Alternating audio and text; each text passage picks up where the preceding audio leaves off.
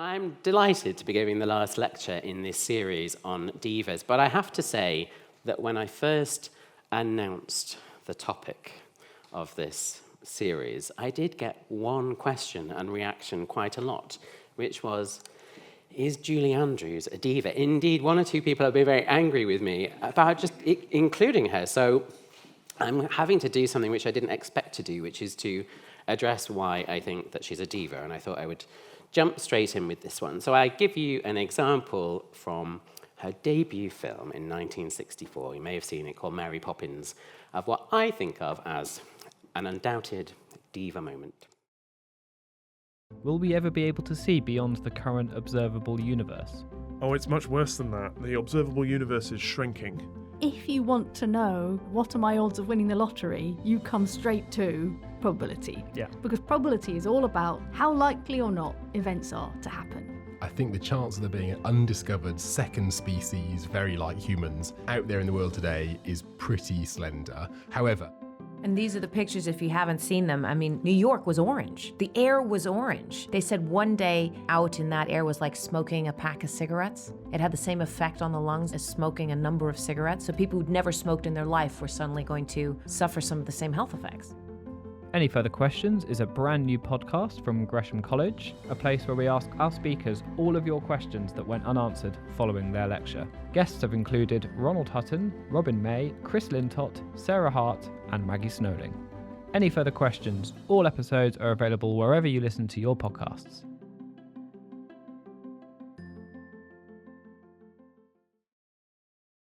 The honey bees that fetch the nectar from the flowers to the comb never tire of ever buzzing to and fro, because they take a little nip from every flower that they sip, and hence they find their task is not a grind.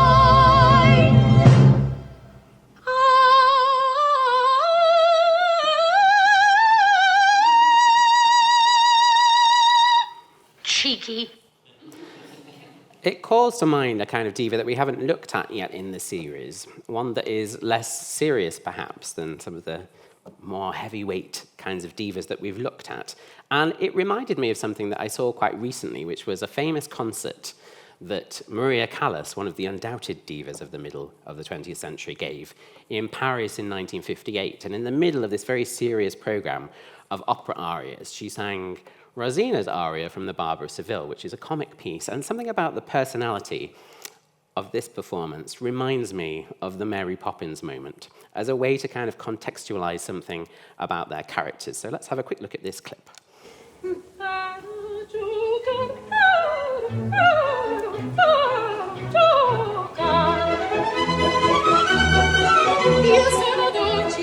You see, you can generate power and therefore be a diva through humor and charm and not just through being serious and kind of belting people in this very heavy way.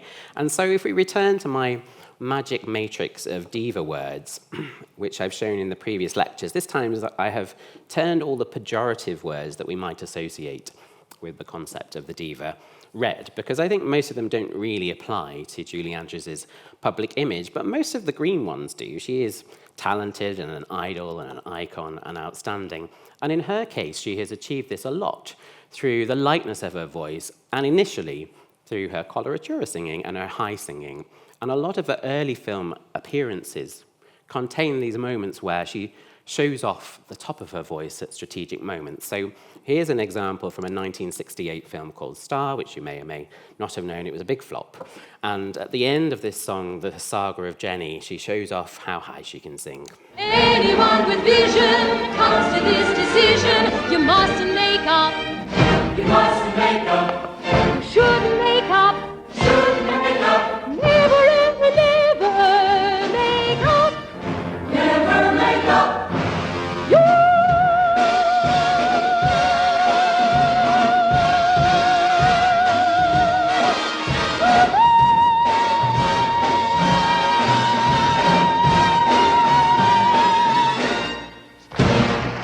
It's a bit like waiting for the number 10 bus, isn't it? It goes on forever. And it seems to me that the power of her voice was the thing that really articulated her as a great diva in the 60s, even if these performances tend to be fun rather than severe.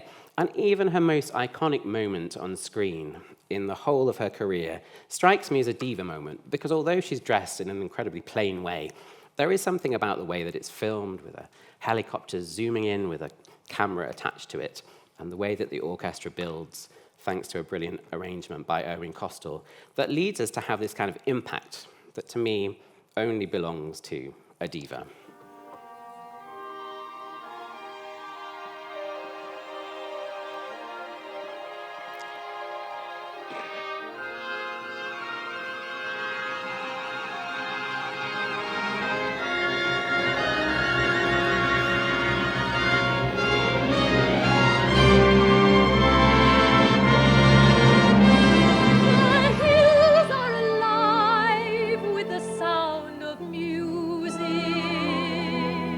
I mean, she climbs up to the mountains and gets the camera to come to her, so how much of a diva can you be? And all of this goes back to the very beginning of her career, which was when she was a child, and she became known very quickly as Britain's youngest prima donna because of the impact of her voice, and in particular, her first really major appearance at the age of 12 in a variety show called Starlight Roof, and you can see her name in that photograph on the right there. One of the smallest names in the billing, of course, because she's not a major star, but she's appearing alongside a number of major stars. And when we look at the reviews of this performance, we can see that they consistently talk about her as actually outshining the stars on opening night, and they use words like radiant and prima donna to describe her. So I think of these as synonyms of the word diva, so I'm going to stop going on about why I think she's a diva at this point. But again, the review in The Stage calls her a youthful prima donna, fully entitled to her remarkable reception for some beautiful singing. The rather quaintly titled Accordion Times and Musical Express, which wasn't around for nearly long enough as far as I'm concerned, referred to her as the kid who stops the show in the first half.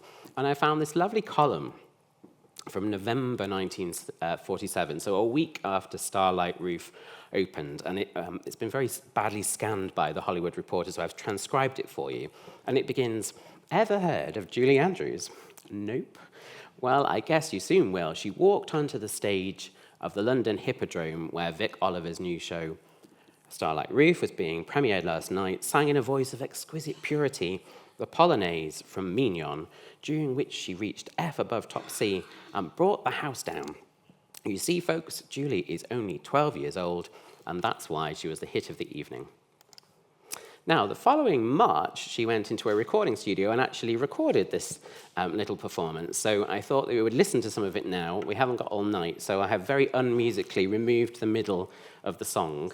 But it begins with a little conversation between Julie Andrews and Vic Oliver, who was the guy who was the sort of lead figure in this review, and it ends with her coloratura dynamics. So take a listen to the 12-year-old Julie Andrews. Ladies and gentlemen, I have great pleasure in introducing to you our youngest soprano from Starlight Roof, Julie Andrews. Well, Julie, is this the first time you've ever made a gramophone record? Oh, yes. Is it your first record, too? No, not exactly, no. How old are you? I am 12. How old are you? I think I'll better ask the questions. What are you going to sing for us? I'd like to sing the Polonaise from Mimi. Oh, lovely. Just the kind of junk I like.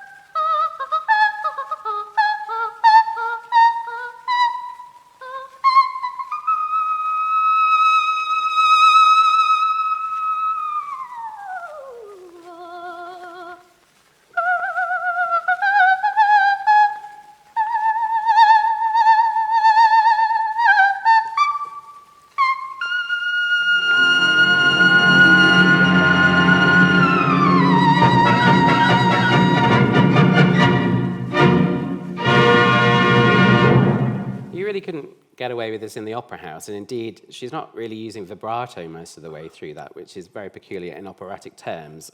And I'm certainly not saying that she's a Maria Callas type of singer, but there is something impactful there, and it really caused a stir. I found this interview from November 1947 with a man who was a ventriloquist who appeared in the very first Royal Command performance in 1912, and he started agitating to say that she should be allowed to be in the Royal Variety performance. And the following October, it was announced that she would appear as a featured artist alongside Danny Kaye, who was a major star by this point, and sing her great aria in the Royal Variety performance, and she led the national anthem. So she was really going up in at least the country, if not the world, by the age of 13 at this point. And it might be easy to think from all of this that therefore she had this rosy upbringing and easy ascent, but in actual fact, it's very clear from her autobiography that her background was very difficult. Her father, Ted Wells, was a teacher of woodwork and metalwork. Her mother was a pianist. And when she was about 7 years old, when Julie was about 7 years old, her parents broke up, and her mother went off with a professional singer from Canada called Ted Andrews. So two Teds, both father figures, which is a bit complicated. And they renamed her from Julia Wells to Julie Andrews, and she was forced to take her stepfather's name. And then when she was 15 or so, she describes having been taken to a party of a family friend. And then afterwards, on the way home, her mother told her that that was her biological father. So she then had a third father figure in her life, whom she seems not to have really engaged with, and she very much regarded Ted Wells as her father figure. But you can see that life was very difficult. Something else that happened was that then she went to live in London during the Blitz with her stepfather and her mother, and she talks about going to live in Mornington Crescent, what a curse, and having to live in this apartment where there wasn't enough space for them all to sleep.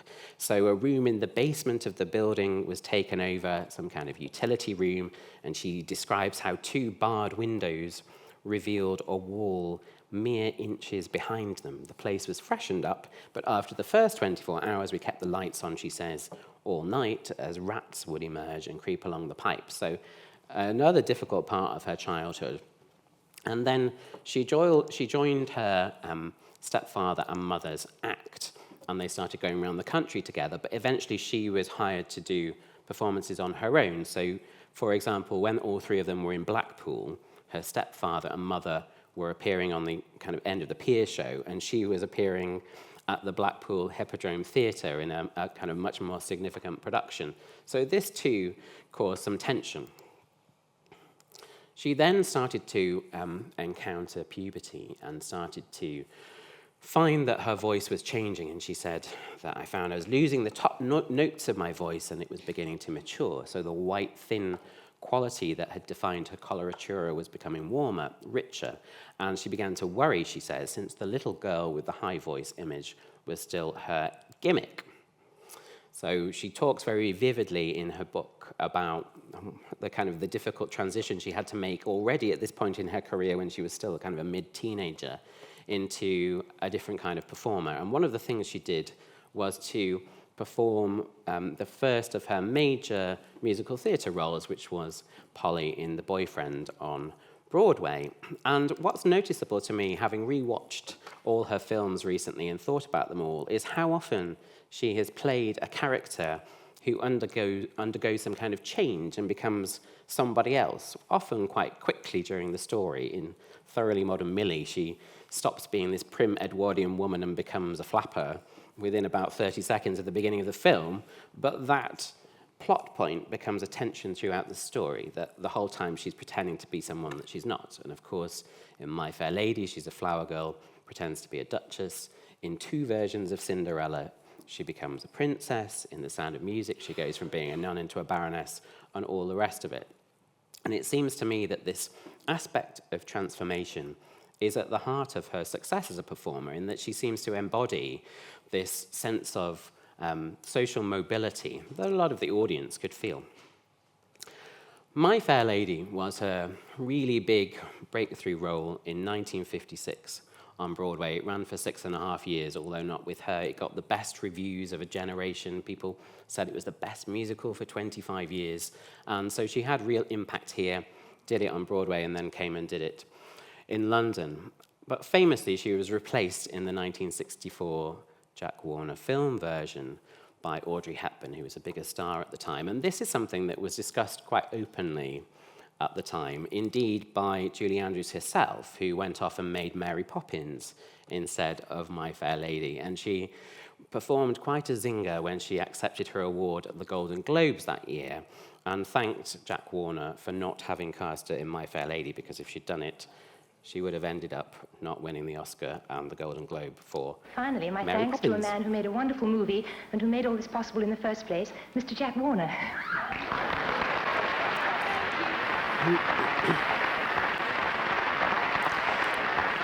Never tell me she's not a diva. Let's consider quite briefly the differences, or the difference between Audrey Hepburn and Julie Andrews' performance in this role. I mean, we could go on for an hour just about this point of analysis, but trying to encapsulate what I think one of the big points of difference between them is, let's take a look at the second verse of the song Show Me from the second half of the story. First of all, we're going to see Audrey Hepburn with Jeremy Brett there, both of them dubbed in the film. And Hepburn is dubbed by Marnie Nixon, who dubbed many famous actresses in Hollywood. What ought to be a dream? Say one more word and I'll scream. Haven't your arms hungered for mine? Please don't explain. Show me, show me. Don't wait until wrinkles and lines pop out all over my brow. Show me now. It is a beautifully filmed moment, but it's quite sung by Marnie Nixon, which you can understand because in films we don't tend to get that so much of that kind of actory type of singing.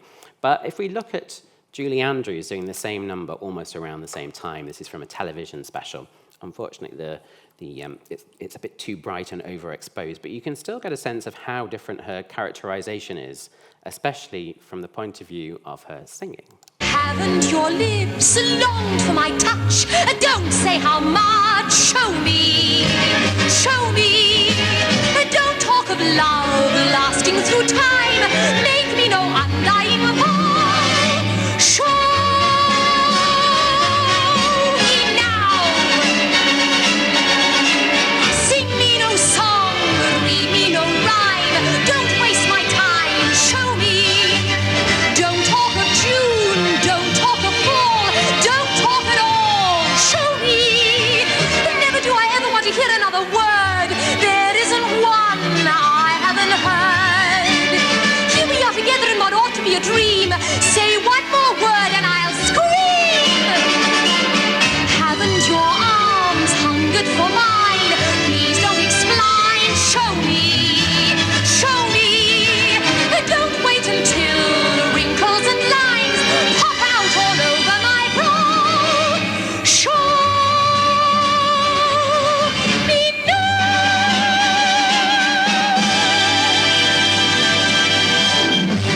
There's something much more vigorous about the way that she does it, and to me, the thing that she does is to keep alive the flower girl bit of Eliza Doolittle, and it's partly through the singing. She does an awful lot of acting through her singing, and it's not got that same sweet quality that we get in Marnie Nixon's version, and which seems to hold Audrey Hepburn back in that song and in a lot of her songs.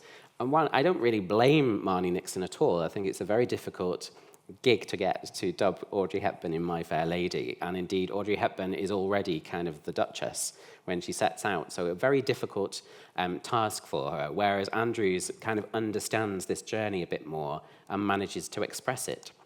The other thing that started to come through in some of these earlier appearances, this one is from Rodgers and Hammerstein's Cinderella, which was a television musical written specially for her and broadcast, it is said, to over 100 million people in March 1957, performed live, is that the first octave of her voice, the lower part of her voice, is incredibly expressive. Because she's a soprano, she doesn't have to work too hard to create the singing in that part of her voice, but she's able to really finesse the sound and put the yearning across. And I've chosen a bit of the duet from Cinderella that she performs with the prince to kind of encapsulate that feeling, because I do think she has the ability to touch listeners and viewers through her singing in a way that's quite particular. Do I want you because you're wonderful? Or are you wonderful because I want you? Are you the sweet invention of a love that gives? Or are you really as wonderful as you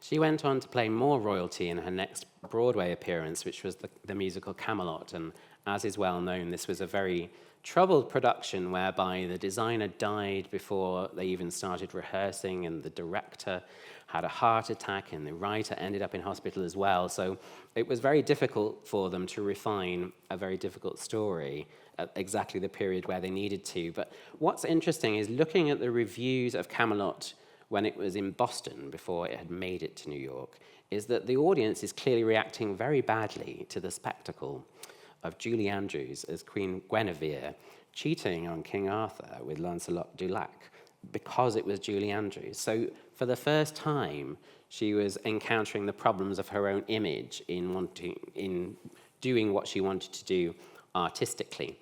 And it was a difficult experience, I think. She writes very movingly in her memoirs about how she feels about live theatre, and I'm sorry to read out such a long quote, but I think it's so particular. Having read both of her memoirs now, the way that she writes about this is quite different from the way she writes about anything else. So let's take a look. She says, "To describe now what theatre means to me and what the work feels like is difficult. One is usually so busy attempting to find answers and hone them into honesty, focusing on the moment and its progression, sending it out and finding the well of energy that it takes. My feelings about it shift and change on any given day. Once in a while, I experience an emotion on stage that's so gut-wrenching, so heart-stopping that I could weep with gratitude and joy. The feeling catches and magnifies so rapidly that it threatens to engulf me. It starts as a bass note, resonating deep in my system. Literally, it's like the warmest, lowest sound from a contrabass. There's a sudden thrill of connection and awareness of size. The theatre itself, where history has been absorbed, where darkness contains mystery and light has meaning. Light is a part of it, to be flooded with it, to absorb it and allow it through the body. Most of all, it's the music, when a great sweep of sound makes you attempt things that earlier in the day you might never have thought possible. When the orchestra swells to support your voice, when the melody is perfect and the words so right there could not possibly be any others, and that is the moment to share it. One senses the audience feeling it too, and together you ride the ecstasy all the way home." So she doesn't write about recording albums like this, or about making films like this, or being in a pantomime like this. She's very specific about the medium, and yet she didn't appear in a musical again for over 30 years on the stage. And instead, she went to Hollywood and became a movie star. And what I really like looking at the list of the first 7 films that she made in Hollywood is that she really was a proper movie star. I think that probably the general public doesn't always realize this about her, but only the movies in green are musicals and the other ones are non-musical films. So, for example, the Americanization of Emily is a very serious, interesting anti-war movie, quite ahead of its time. She's very good in it. Torn Curtain is one of Hitchcock's slightly weaker films, but she's very good in it. She plays the fiancée of Paul Newman, who is a scientist, an American scientist, and who appears to defect to East Germany, but is actually going to try and find out how far they have developed their anti-missile systems and what they understand about it. So poor Julie goes along for the ride and doesn't know whether he's doing bad things or good things, and she has to embody, through quite a weak screenplay, that feeling that the audience feels of not knowing what's going on, because it's not revealed for quite a long time.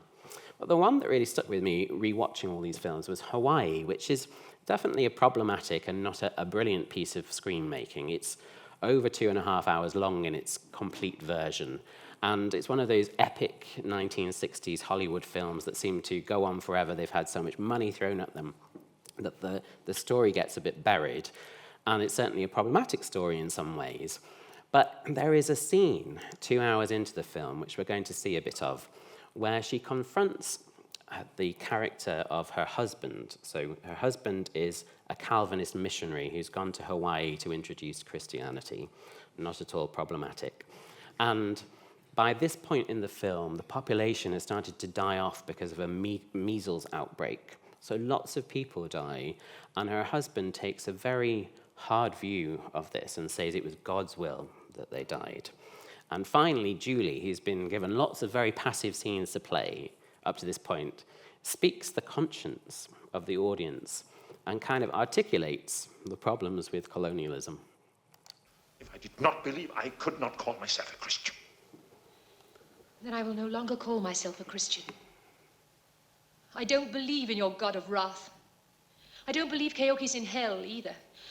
I believe he has found God, and Malama with him, and Kilolo, and all those who died there on the beach. But it's impossible for the unbaptized to enter heaven. Oh, Abner, I've never seen a people more generous, more loving, more filled with Christian sweetness than these. I will not believe that God has rejected them simply because they haven't been baptized. Not even that lost child whose birth you cursed.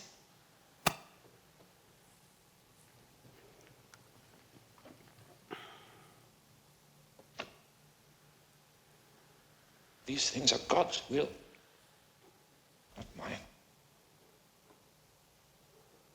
What else but God's wrath has the power to annihilate them? Disease, despair, our lack of love, our inability to find them beautiful, our contempt for their ways, our lust for their land, our greed, our arrogance. That is what kills them, Abner. It's really interesting seeing her in these non-musical roles because there's none of the trappings of The Sound of Music here. And she's very good in most of these films. I think she's been very misfortunate in being the best thing about a number of these less famous films, and she often manages to transcend a very mixed material. Anyway, in the middle of this period, she also made the first of her famous television specials with the Broadway star and TV star Carol Burnett, and they did a rather cheeky thing, which was to take over the classical music venue, Carnegie Hall, and to put on a kind of review show, a bit like the kind that she would have known as a child, and kind of mock all kinds of things that were going on in society at the time. And the one that became by far the most significant to her career, although she would not know it yet, I believe, was a number called From Switzerland, the Pratt Family. We are the happy Swiss family Pratt. We bring you a happy song that I used to sing when I was a happy nun back home in Switzerland.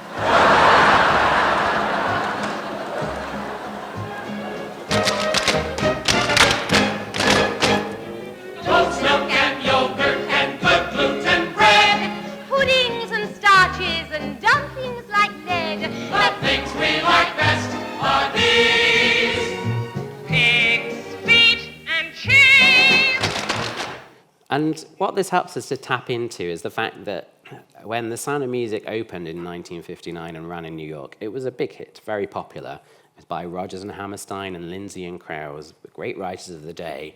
But it was also an open joke amongst a lot of the more sophisticated people in New York. And so in this number, of course, they are mocking the song My Favorite Things, and they go on to mock some of the other songs from The Sound of Music, which helps to explain why, when they made the film The Sound of Music, changes had to happen. And some of these had to happen. Some of these changes were just to address the fact that she was a different kind of singer from Mary Martin, who'd played the role of Maria von Trapp on Broadway. So, for example, at the end of the song Do Re Mi, Mary Martin does a long scale downwards and shows how low she can sing, whereas in the film version, they change it to show off Julie's high B flat. In fact, it's a particularly fruity note that she comes out with at the end.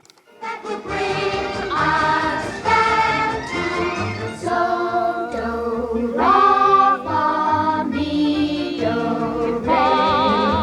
So, do, la, fa, ti, la, so, fa, ti, do.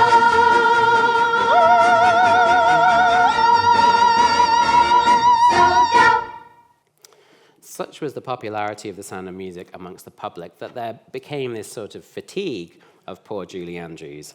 And when I was rewatching the second of the specials that she made with Carol Burnett, I found in this big medley that they did of hits from the 1960s, there's a moment where Carol Burnett seems to speak for all of the snooty critics of the East Coast of America when she interrupts Julie Andrews singing a song that we've already heard.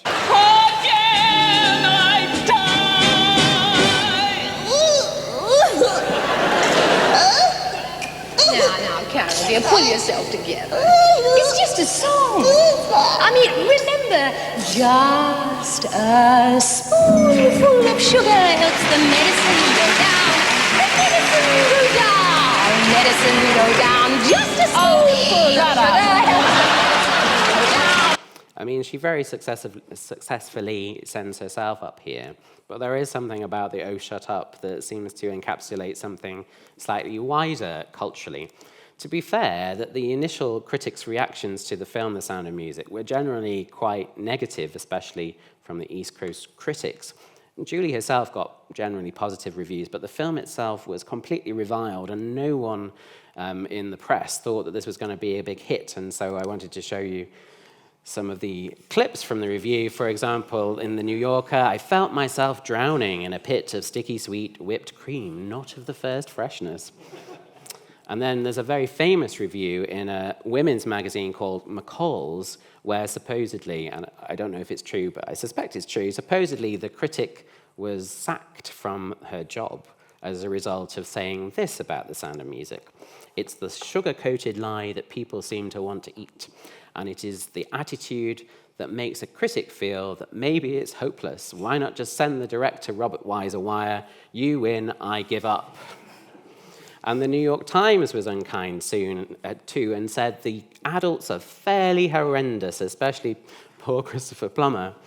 And a few days after this review, Bosley Crowther of the New York Times wrote a special feature called The Soundness of Musicals, and basically said that The Sound of Music was going to be the end of the movie musical form, because it had set the musical film back 20 years with disappointing reversions to the old operetta form. It's all sterile. As a musical film, it's not fresh, it's not sound. So I think when things started to go wrong for her, they were kind of pleased, although according to the Guinness Book of World Records 2015, it has had, or had a worldwide gross of over $2.3 billion. So in the midst of all of this, her life came under great pressure. And in this interview, which we'll see a clip of now, she starts talking about the personal impact that all of this success had. I mean, in 1965, when The Sound of Music opened, she was only 30 years old, and she'd already been working for 20 years. It's kind of crackers, and she started to slightly fall apart. I was so busy doing and absorbing and having considerable success just hit me that I think, it knocked me sideways a little bit, because you can imagine there was a great deal of an assault by press and publicity and things like that. But secondly, I didn't have much time to get perspective on it all, not until much, much later. And her first marriage to the designer, Tony Walton, fell apart at this point, and a couple of years later, she met and married the director, Blake Edwards, best known for things like The Pink Panther and Breakfast at Tiffany's, so one of the great directors of America. But these were two very different people, and one of the consequences of their marriage is that they did decide to work together quite a bit. And if we look at the next 20 years of her movie output, we can see that the majority of them were directed by him. Only 2 of them musicals. Now, this was problematic in a way because they were very different as artists, both exceptional but very different in style. And he went in a lot of the time for a very broad kind of humor, as we see from things like The Pink Panther. And she, to me, is all about finesse. And so finding points of meeting was often quite difficult. There were points of meeting, including, in my opinion, the opening song of that first film they made together, Darling Lily, which I think I've misspelt. It's with one L in the middle. Anyway, the opening number of this film that they made together, the first one, Darling Lily, really shows how well they could work together. Take a look at this. Often I think my poor old heart has given up for good, and then I see a brand new face, I glimpse some new neighborhood. So walk me back home, my darling. Tell me dreams really come true. Whistling, whistling. Here in the dark with you. It's so intimate and beautiful, and the use of the lights in it are so spectacular that you believe you're about to sit down and watch the most intriguing and wonderful film that you've ever seen in your life, because she's singing so beautifully here, and she's using the lower point of her voice quite significantly, going below middle C. It's quite low for a soprano. But from there, you discover that the film is going to be a kind of spoof about an English performer who is actually a German spy during the First World War.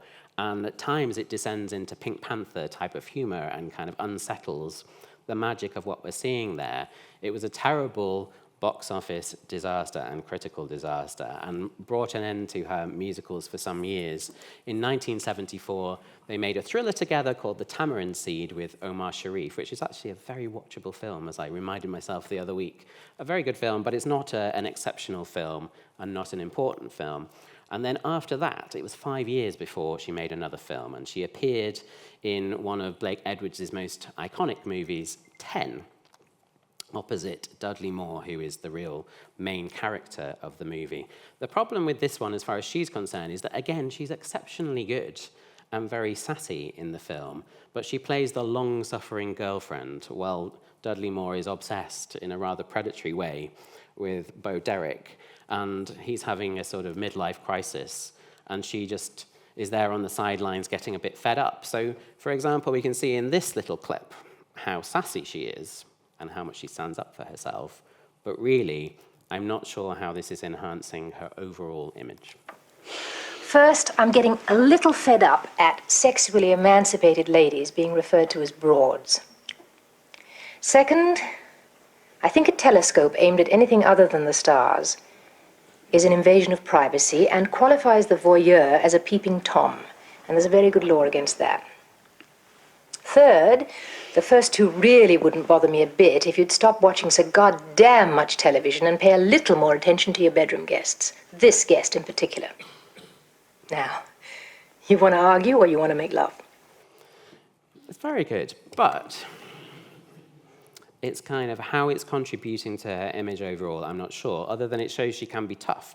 And certainly she's moving away there from her Sound of Music, Mary Poppins type of image. But because she's kind of secondary to the story, it's a bit frustrating that she doesn't have something meaty to do. But there was one film they made together which was a big hit, called Victor Victoria, in 1982. And this seemed like a great meeting of the mixtures of their artistic temperaments, if you like. She is given this role of Victor, who is a female impersonator, so she's pretending to be a man, pretending to be a woman.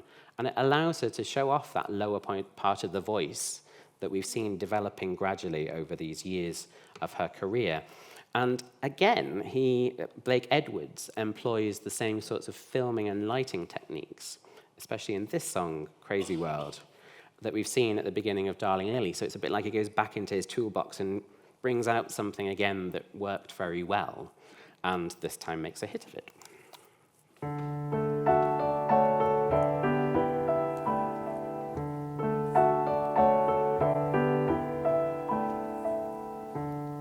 crazy world, full of crazy contradictions, like a child.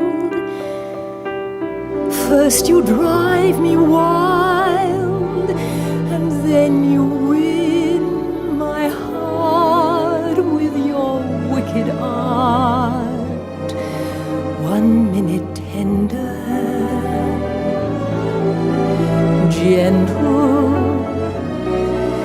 then temperamental as a summer storm. Just when I believe your heart's getting warmer, you're cold and you're cruel, and I, like a fool, try to cope, try to hang on to hope.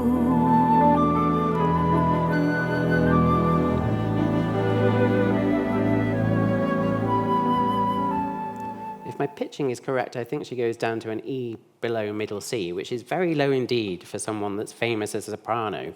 And so there is some kind of artistic growth for her here in that she's setting up the ability to be very expressive in a different part of her voice. And the RP, the received pronunciation for which she's so famous, really comes into play here because she's able to use those vowel sounds to make this really beautiful, expressive and intimate sound. The camera really loves her here. You can feel Blake Edwards sort of loving her and really wanting to show her off at her absolute best and show her off in a new way.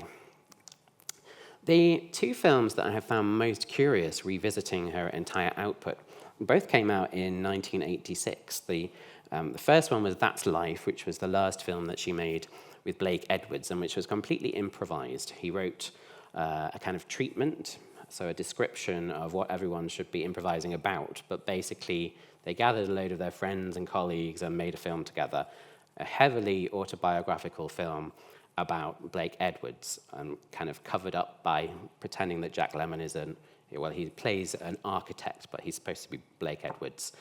But what's psychologically interesting in the film is that she plays a singer who, in the opening scene of the film, is shown undergoing a biopsy on her throat for a growth that has been found. And so in the second scene of the film, we see her in a car having a discussion with her doctor about whether it's benign or malign, because they're going to have to wait all weekend to find out, what this is going to mean for her future. And so this becomes incredibly psychologically curious because 11 years later, this kind of thing sort of happened to her in that she underwent, very famously, an operation. And so watching this particular clip now, where she ends with a particular question, really has taken on a new meaning that is remarkable given what subsequently happened and is very famous. Are you going to tell anyone? What for? Sometimes. If it's benign, I'll hit it. C above top C. No, not a great idea. Oh, if it's malignant, they'll know soon enough about it anyway.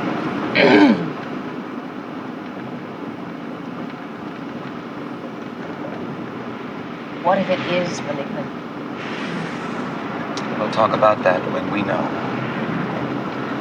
I want to talk about it now. Am I going to be able to sing again?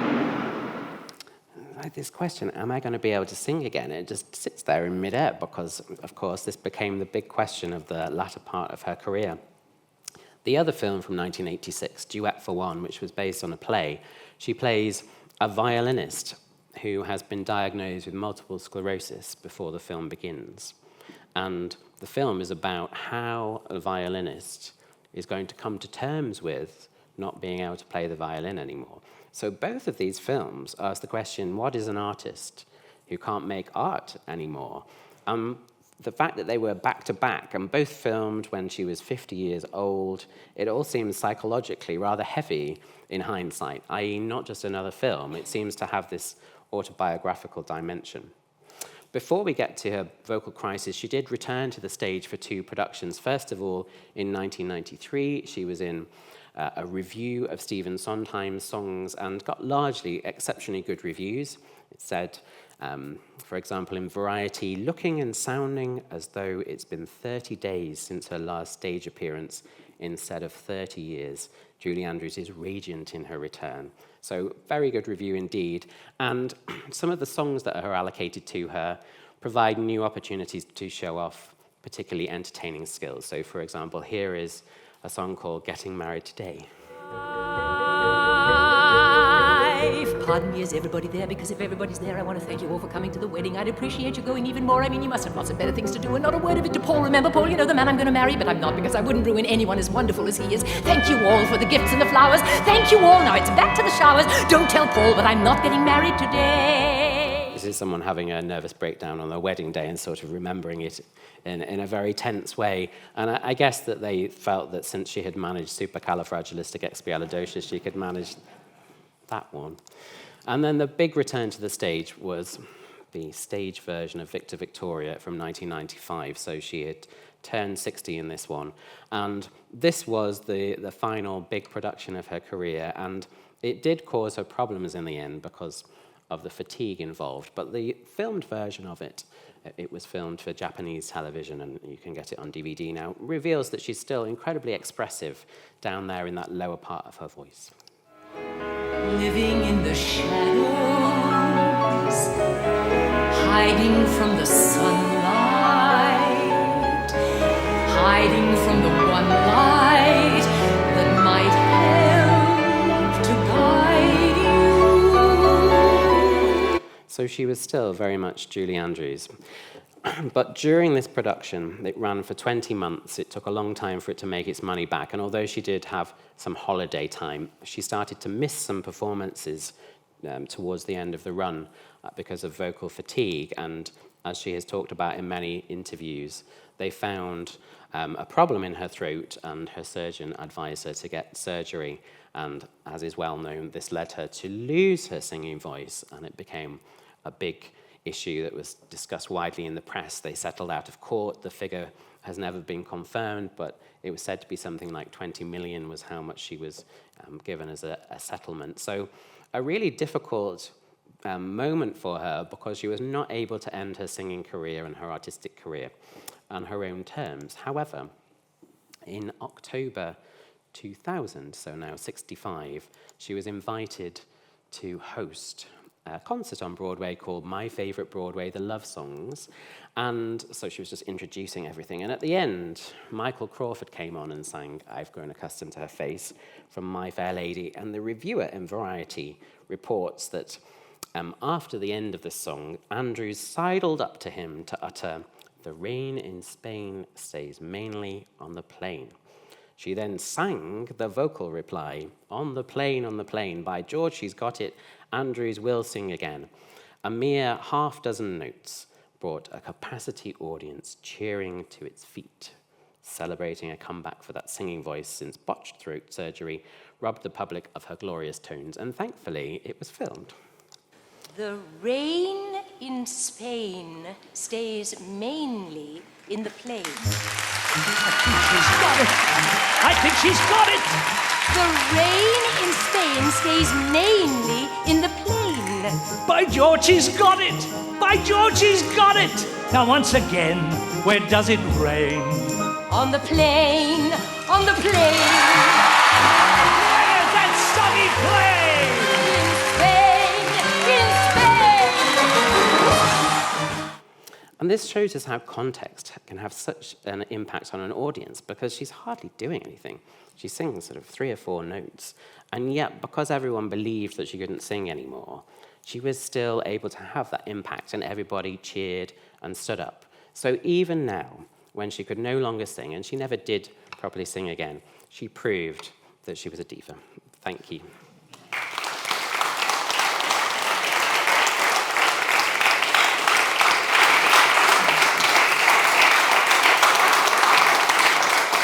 Thank you so much, Dominic, for that wonderful lecture. I'm Milton Mermakides, the Professor of Music here, and I'll be fielding some questions. There's some online already. Actually, this one came in 8 weeks ago, so very keen. It's about time you answered it. And then perhaps after we'll send the microphone round for the room. This Slido is still active if you're shy and want to send them to me directly. So, Anonymous says, would you say that her enormous success in Mary Poppins and The Sound of Music came as both a curse and a blessing, loved by the whole world, but bracketed?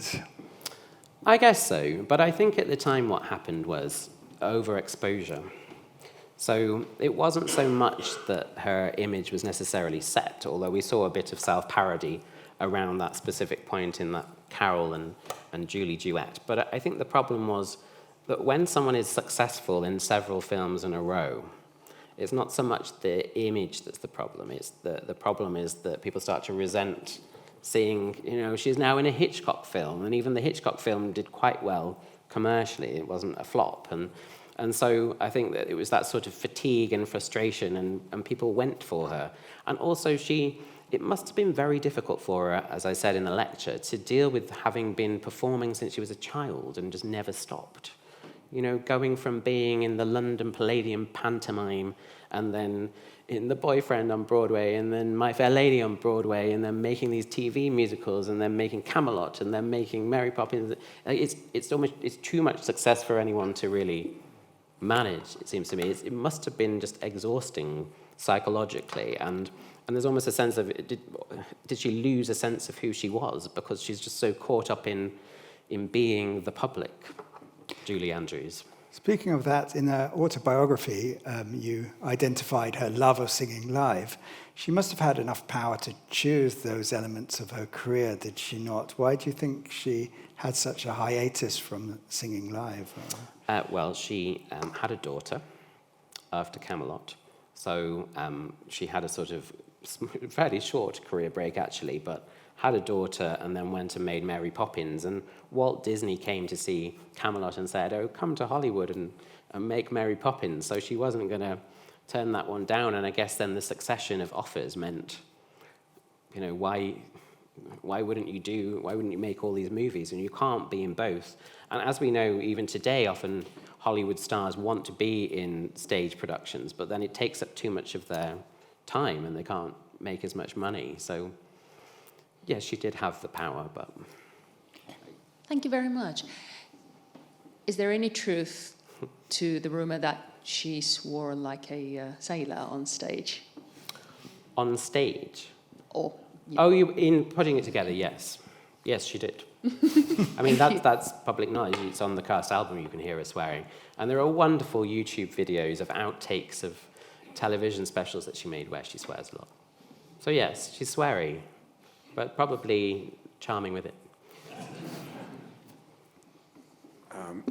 Thank you for another excellent lecture. I believe you said this is the last in the series. If there were such a prize, who would you award the prize of Diva of Divas? Diva? Senior Diva. I think it would be misogynistic for me as a man to stand up and say, well, she's the biggest diva of them all.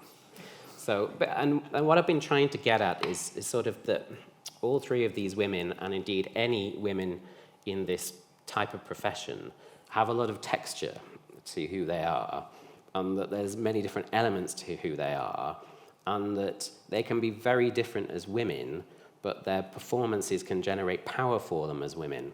And something that I didn't have time to get into, but I was originally going to in the series, was the idea of this being the period of second wave feminism, a time when women were struggling to get power in society and politically. It was the period when the pill became available. It was all of those sorts of things were being fought for. And to me, it's about understanding these women as part of that period, because all three of them became big exactly in the 1960s. All three of them did some work before, but basically they are 1960s women, and that's why I call them 20th-century divas. I think there's something very particular about the different kinds of femininity that they inhabit, but all three of them are powerful from it. The other thing I noticed, which I didn't expect to notice, is that all three of them had difficult upbringings. So there was a definite impulse for them to get out, because Streisand lost her father because he died, Bassie lost her father.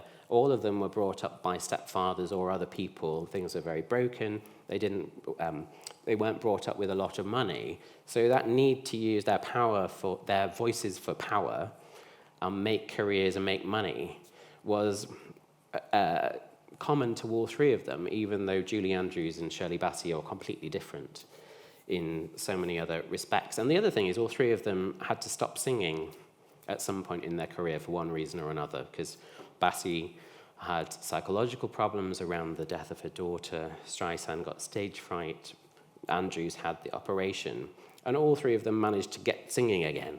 So that was something else that I admire about them and seems part of this feeling that they're powerful women, even though they sound completely different and how they present themselves is completely different. So I'm not willing to say one is more of a diva. I have one here. Why do you think that Julie Andrews' Hour, which you might know of, which she did in 72, 73, tanked? Oh dear. Mm-hmm. She danced, sang, and had famous people on, but it never caught on with the audience. Was that part of fatigue, or it was early fatigue? I think it's part of fatigue. I think this was a sort of television variety concert show type of thing that she made. It's a very 1950s, 1960s concept. So to be doing it in 1972, I think, was part of the problem.